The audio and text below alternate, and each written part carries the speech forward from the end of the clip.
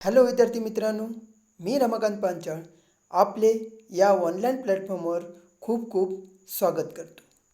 मी रे शिक्षण संस्थेच्या महात्मा गांधी विद्यालय तालुका तासगाव जिल्हा सांगली या ठिकाणी कार्यरत आहे.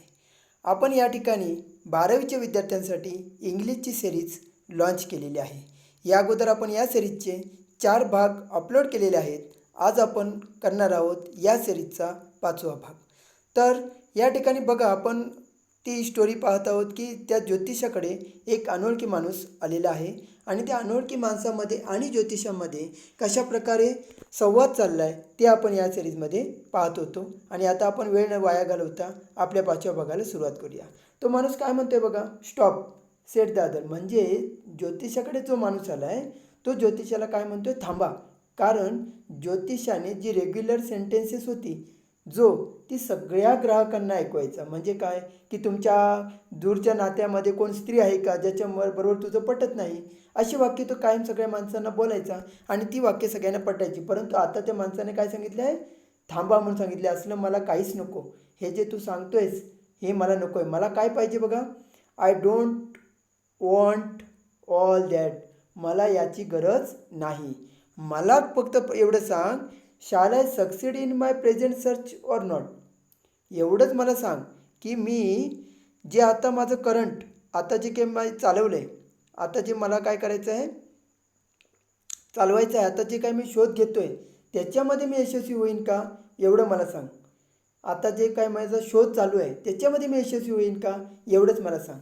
आणखीन काय म्हटलं बघा, answer this and go, otherwise I will not let you go till you disgorge all your coins.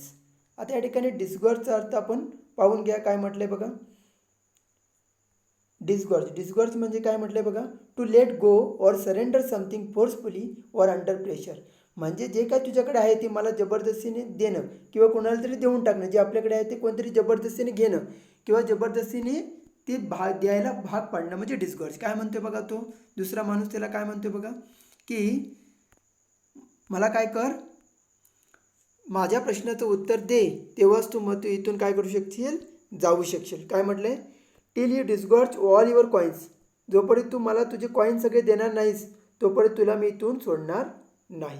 काय विचारलं बघा त्या माणसाने की मी जो शोध घेतोय त्यामध्ये मी यशस्वी होईन का ते मला सांग, नाहीतर तुला मी तसं जाऊ देणार नाही. जोपर्यंत तू मला तुझी कॉईन मुकाट्याने देणार नाहीस तोपर्यंत मी तुला इथून सोडणार नाही.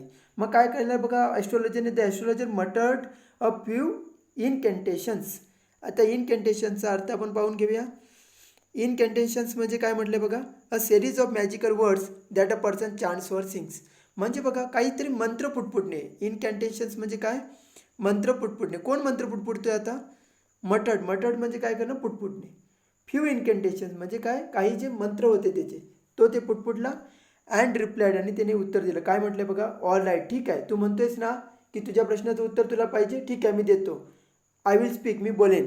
बट काय म्हटलं बघा, but will you give me ₹1 if what I say is convincing.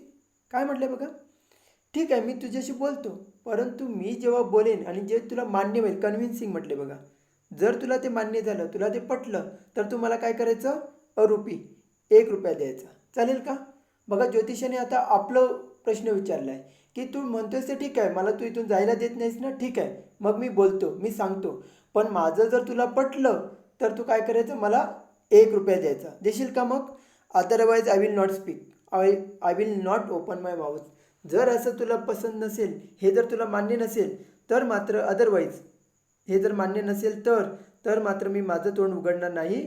And you may do what you like, आणि तुला जे काय करायचं ते तू कर. काय म्हणतोय बघा ज्योतिष की ठीक आहे, तू म्हणतोयस ना मला इथून सांगूनच जायचं, ठीक आहे मग मी सांगतो, परंतु माझं जर तुला पटलं तर तू मला ₹1 द्यायचा, नाहीतर मी माझं तोंड उघडणार नाही. म्हणजे आणि तुला जे काय वाटेल ते तू कर. After a good deal of haggling. हॅगलिंगचा आपण अर्थ बघून घेऊया. हॅगलिंग म्हणजे काय बघा, हॅगलिंग म्हणजे बार्गेनिंग म्हणजे काय, आपण म्हणतो ना घासाघीस करणं, की समोरच्याने ₹100 सांगितले तर आपण काय करतो, चल बाबा ₹50 दे. हॅगलिंग तुम्ही सर्वजण करता मार्केटमध्ये. मग अशा प्रकारे जी घासाघीस काय झाली, चांगली घासाघीस झाली आणि त्यानंतर तो दुसरा काय झाला तयार झाला की ठीक आहे चल मी तुला 1 रुपया आता देतो, तू जे काय सांगशील जर मला पटलं तर मी तुला 1 रुपया देईन. The astrologer said. आता ज्योतिषाने आपला पहिला पत्ता फेकलाय. काय म्हणाले बघा, you were left for dead. Am I right? You were left for dead म्हणजे तुला मरणासन्न अवस्थेत ठेवलं होतं, मरायला सोडून दिलं होतं. माझं बरोबर आहे का? विचारलं त्याने. कुणाला विचारलं? त्या दुसऱ्या माणसाला. टेल मी मोर. यस, बरोबर आहे तुझं. काय म्हटलं बघा आता ज्योतिषाने लगेच दुसरा पत्ता टाकला. काय म्हटलंय बघा, a knife has passed through you once. म्हणजे इथे बघा काय म्हटलंय, तुझ्या शरीरात एकदा सुरा खुपसला होता. सुरा खुपसला होता का असा प्रश्न विचारलाय सेड द ॲस्ट्रॉलॉजर. ज्योतिषाने विचारलं त्याला, तुझ्या शरीरात एकदा सुरा खुपसला होता काय? आता मात्र काय म्हणतोय बघा तो दुसरा माणूस, काय म्हणतो, गुड फेलो. म्हणतो ना आपण, वा बहादर, भारीच काम केलं, शाबास, अशा प्रकारे तो बोललाय. Good fellow. He bared he chest to show the scar hotels. असं म्हणाल बघ. काय केलं त्याने? आपली छाती उडून दाखवली. हा बघ वन, उरण म्हणतो ना आपण, खून, सुरा खुपसलेली जी खून असेल ना ती त्याने काय केली, दाखवली. आणि काय म्हणाल बघा, अजून सांग, अजून सांग पुढे काय ते बघा. आता काय म्हणाले ज्योतिष पुढे, and then you were pushed into well nearby in the field you were left for dead. काय म्हटलं बघा, you were pushed into well. कुठे टाकून दिलं होतं त्याला? लक्षात ठेवा. जर तुम्हाला प्रश्न विचारला की त्या माणसाला कुठे टाकून दिलं होतं, वेल म्हणजे विहिरीत टाकून दिलं होतं. कुठे टाकून दिलं होतं? विहिरीत ढकलून दिलं होतं. सुरा खुपसल्यानंतर विहिरीत ढकलून दिलं होतं. In the field you were left for dead म्हणजे तुला कशासाठी सोडलं होतं? मरणासाठीच टाकून दिलं होतं. मरण यावं म्हणून तुला टाकून दिलेलं होतं विहिरीत. काय बोलला बघा लगेच दुसरा माणूस, काय बोलला बघा, I should have been dead.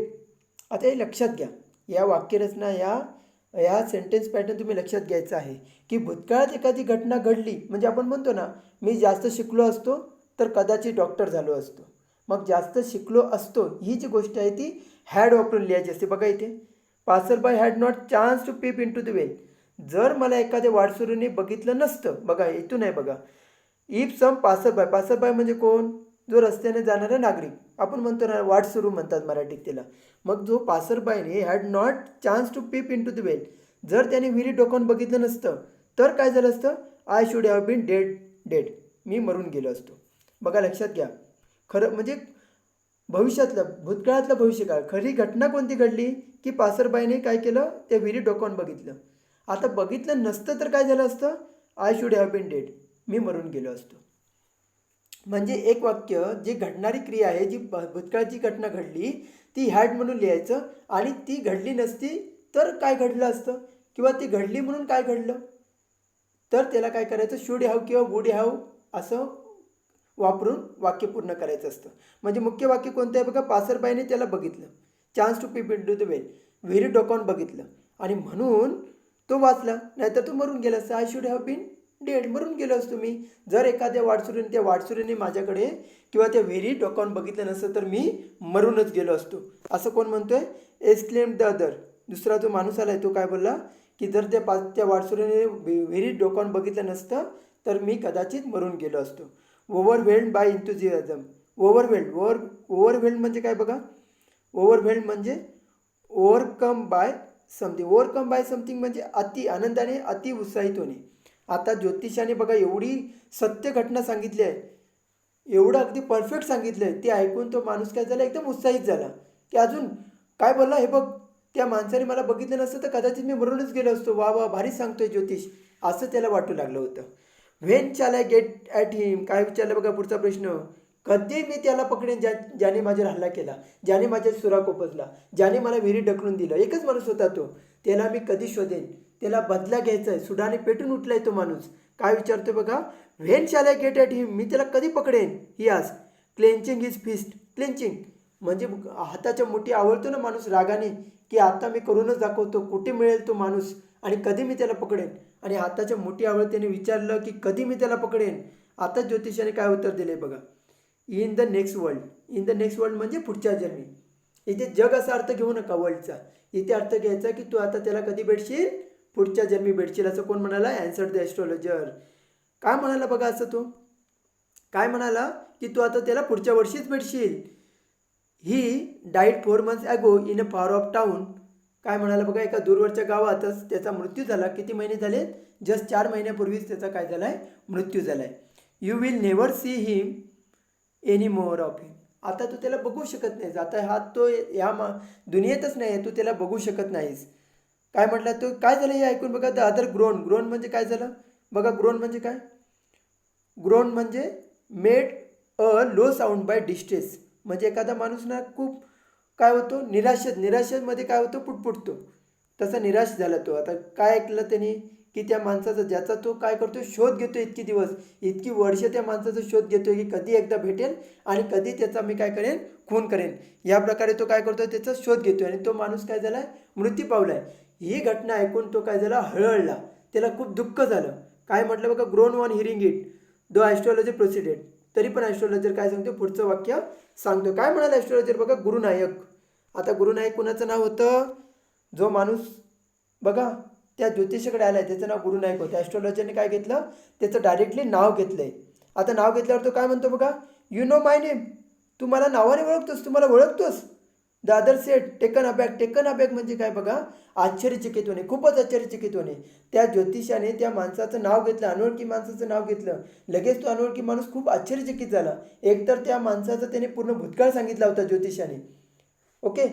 आधीच तो आश्चर्यचकित झाला होता की आपलं ऐकून सगळं. आणि आत्ता काय सांगतोय बघा. त्याचं डायरेक्टली नाव घेतल्याबरोबर तो टेकन अबॅक खूप काय झाला तो आश्चर्यचकित झाला. आता तो ज्योतिषी काय सांगतोय बघा.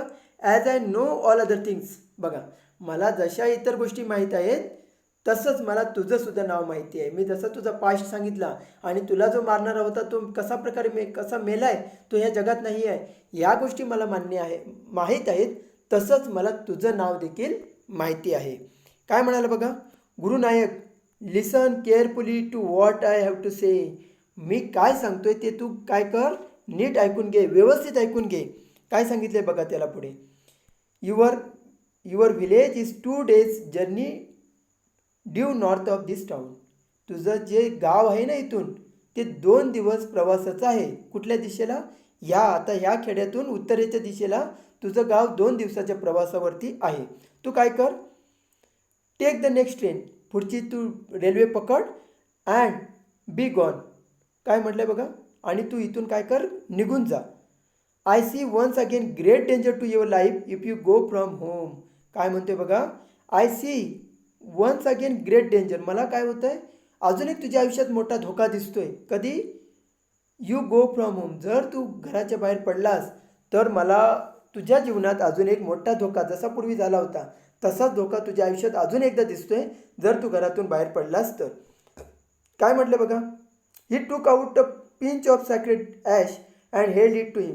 आणि आपल्या कडची पवित्र भस्म जे होतं राग जी होती ती त्याने दिली आणि काय सांगितलं बघा त्याच्याकडे दिली आणि सांगितलं rub it on your forehead. तुझ्या कपाळाला ही लाव अँड गो होम. आणि असंच घरी निघून जा. Never travel southward again. आणि दक्षिणेच्या दिशेला पुन्हा कधीही प्रवास करू नकोस. And you will live to be 100. आणि जर तू असं केलास तर तू पुढचे 100 वर्ष जगशील. काय काय सांगितलं बघा की तू इथून घरी जा. तुझं नाव गुरुनायक आहे. तुझं गाव इथून 2 मैल आणि 2 दिवसाच्या प्रवासावरती आहे. आणि तुला जर तू घरातून बाहेर पडलास तर अजून एकदा मोठा धोका आहे. आणि तू काय कर याच्या पुढे घरातून बाहेर पडू नको आणि दक्षिण दिशेला कधीही प्रवास करू नको. आता तो माणूस काय म्हणतोय बघा. Why should I leave home again. आता मी कशाला घर सोडू. बरोबर आहे त्याचं. ज्या शोधासाठी तो निघाला होता तो शोध त्याचा काय झाला पूर्ण झालाच नाही कारण तो माणूस मेला असं त्या ज्योतिषाने सांगितलं. मग आता तो घरातून बाहेर कशाला पडेल. काय म्हणतोय बघा. Why should I leave home again the other said reflectively. लगेच बोलला तो. आता मी घर कशाला सोडू. I was only going away now and then to look for him and to choke out his life if I met him. काय म्हणते बघा. मी ह्याच्यापूर्वी जेव्हा घरातून बाहेर पडत होतो ते कशासाठी बाहेर पडत होतो. माझा बदला घेण्यासाठी. मला ज्याने मारलं त्याला शोधण्यासाठी बाहेर पडत होतो आणि त्याचा एंड करण्यासाठी त्याचा बदला घेण्यासाठी त्याचा खून करण्यासाठी मी घरातून बाहेर पडत होतो. परंतु आता काय झालं. ही शूक हिज हेड रिग्रेटफुली. आता त्याला दुःख झाले. का दुःख झाले कारण तो माणूस मेलाय. He has escaped my hands. आणि आता काय म्हणतोय तो आता माझ्या तावडीतून सुटला. I hope at least he died as it deserve. परंतु त्याचा मृत्यूसुद्धा तसाच झाला असेल जसं त्याने माझ्याबरोबर केलं. जसा क्रूर तो वागला तसा त्याचा मृत्यू झाला असेल असं तो म्हणाला. आता काय म्हणाला बघा ज्योतिष. Yes sed the astrologer. काय म्हणाला. होय होय तसा त्याचा मृत्यू झाला. कसं झालं बघा. He was crushed under a lorry. एका ट्रक खाली तो चिरडला गेलाय. हे ऐकून काय झालं. हे ऐकून the other looked gratified to hear it. Gratified होणे म्हणजे प्लीज, सॅटिस्फाय. काय झालं, त्या माणसाला आनंद झाला. का आनंद झाला? की आपल्याला मारणारा सुद्धा ट्रक खाली चिरडून मेला. बरं झालं, खूप आनंद झाला त्याला.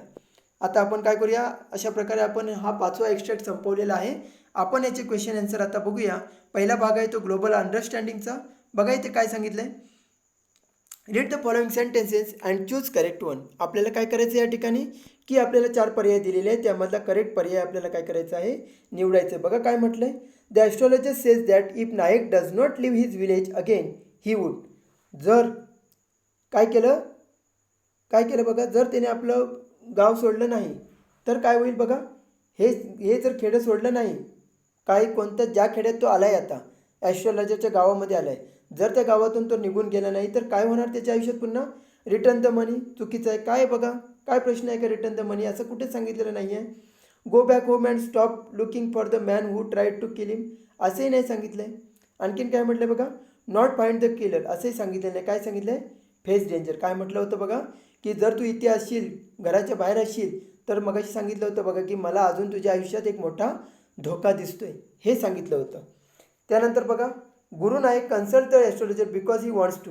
गुरु नायकने त्या ॲस्ट्रॉलॉजरचा सल्ला घेतला. का घेतला, तर त्याला काय जाणून घ्यायचं होतं बघा. अंडरस्टँड द पास्ट, चुकीचं आहे, त्याला जाणून घ्यायचंच नव्हतं भूतकाळ. Find out who the astrologer is, असं पण काय नाही. भविष्य सांगणारं कोण होतं हे जाणून घ्यायचं नव्हतं.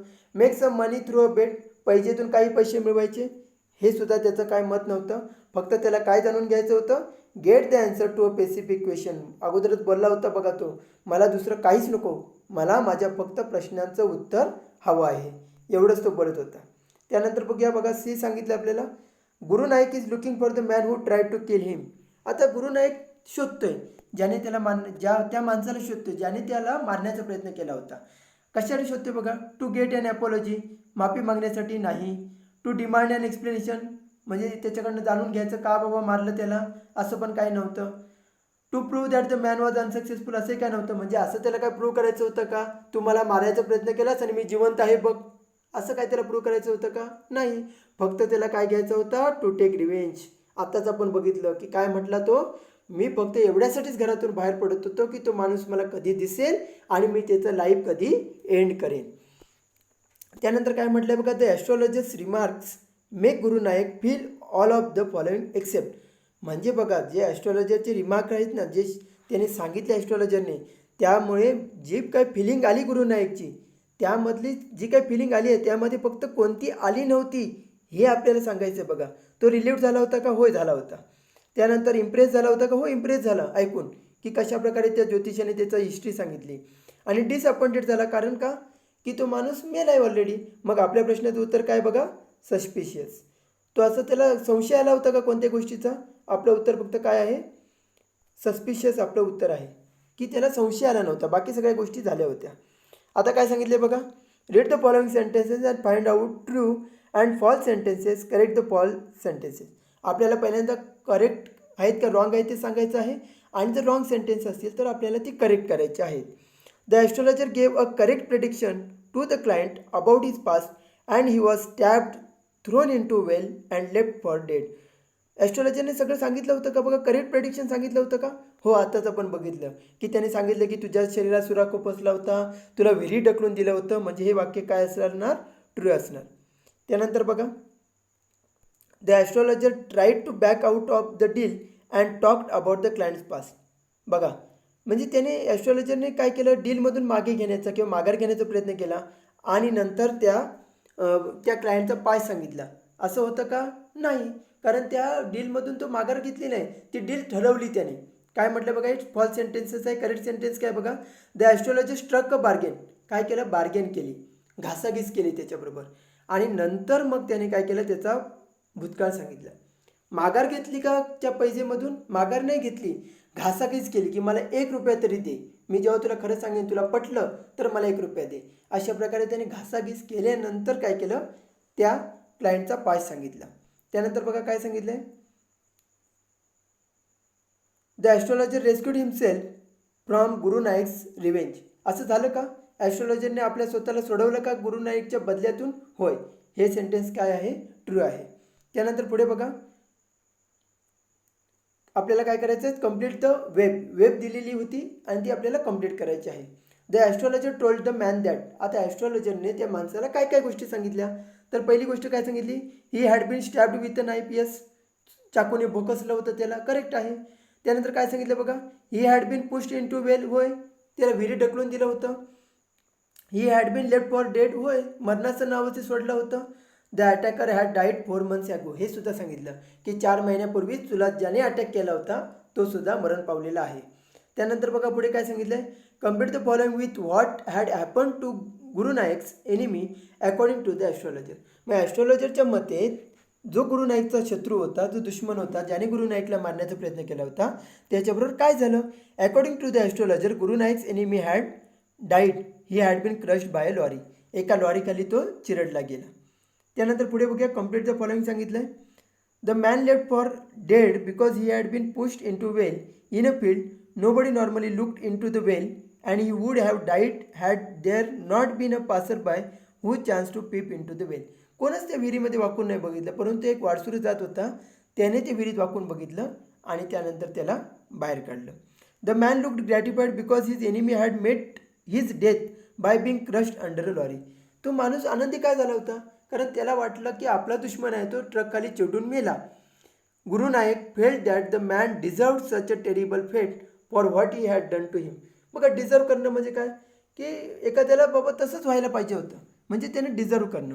म्हणजे गुरु नाईकच्या मते काय होतं, असंच त्याला व्हायला पाहिजे, असं दुर्दैवी मृत्यू आला पाहिजे त्याला, कारण त्याने त्याला काय केलं होतं, गुरु नाईकला भोकसलं होतं म्हणून. आता आपण पर्सनल रिस्पॉन्स बघूया. Suggest some steps to eradicate superstitions and other ill practices from our society. तुम्हाला काय करायचं बघा, की काही सुपरस्टिशन्स ज्या अंधश्रद्धा आहेत सोसायटीमध्ये आणि इल प्रॅक्टिसेस म्हणजे वाईट परंपरा आहेत, त्या काढून टाकण्यासाठी तुम्ही काय सुचवाल, काय पायऱ्या घ्याल किंवा काय सजेशन्स द्याल, असं तुम्हाला विचारलेलं आहे बघा. टू इरॅडिकेट सुपरस्टिशन म्हणजे अंधश्रद्धा घालवण्यासाठी, समूळ उच्चाटन करण्यासाठी काय करायला पाहिजे.